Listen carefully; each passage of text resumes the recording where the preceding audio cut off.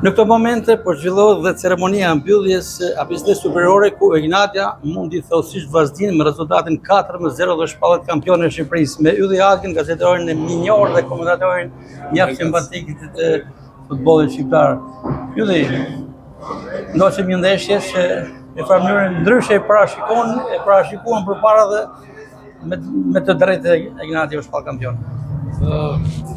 Besoj kur ka ndeshje finale, gjithmonë përshmërit janë në të dyja kampet, sepse në arkun i 90 minutësh secili mund pretendoj për të marrë maksimumin e ndeshjes. Unë besoj që ishte një pasqyrë asaj që skuadra kanë treguar gjatë këtij sezonit dhe Ignatia realisht ka qenë skuadra më e mirë e kampionatit, jo vetëm për faktin sepse e mbylli në vendin e parë, por është një skuadër që ka patur stabilitet, një skuadër e cila ka patur një grup lojtarësh me të cilën luajnë prej disa kohësh dhe besoj që meritonte për ta mbyllur vendin e parë dhe për mënyrën se si u luajtë 90 minuta meritonte ta fitonte këtë ndeshje. Keqardhi u shkon me këto shifra, por ndoshta çdo njeri do duhet të kthejë në mendje edhe finale të tjera të mëdha që mbyll me këto shifra, po kujtoj një Milan-Barcelona 4-0 94. Kështu që nuk është i rëndësishëm rezultati, por ndoshta ai prania e madhe e tifozëve, veçanërisht të vllaznisë, diktonin një pritshmëri tjetër, një verdikt tjetër, por në total me një dëshirën që mund kemi për njërin apo tjetër skuadër, Ignatia e meritoi të ishte kampionia e Shqipërisë.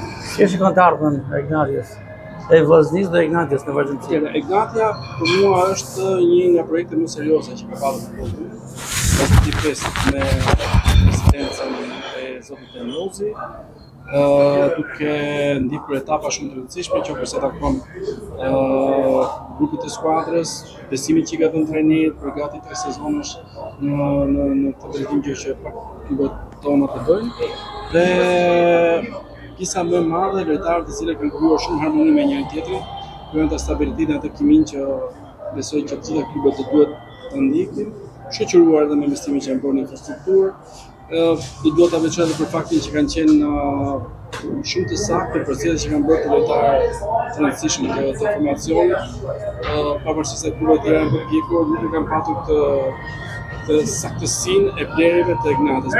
Tek Ignatia dalloj që do të ketë një teori pozitive, ndërkohë që dhe shpresoj të ketë të tillë, sepse na duhet një klub i mirë organizuar, i mirë investuar dhe të ketë suksese në Europë.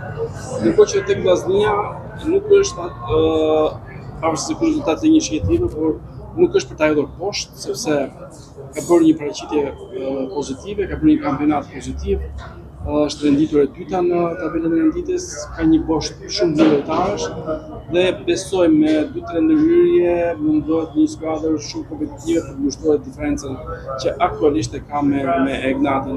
Ja dëshiroj shumë vllaznisë, sepse përfaqëson absolutisht një nga pjesët më të mira të historisë së futbollit tonë. Është një qytet i rrethuar me shumë dashuri për futbollin, me shumë tifozë, siç e dëshmoi edhe ditën e sotme. Dhe shpresoj që të ketë atë durimin, siç e ka treguar Ignatia, për të ruajtur poshtën e skuadrës dhe për të tentuar të gjejë 2-3 elementë të ri në merkaton e verës, për të tentuar të bëjë mirë në Kupën e Evropës, sepse ajo të filmuar titullin kampionë sezonit. Dhe faleminderit. Faleminderit për gjithë atë mirë.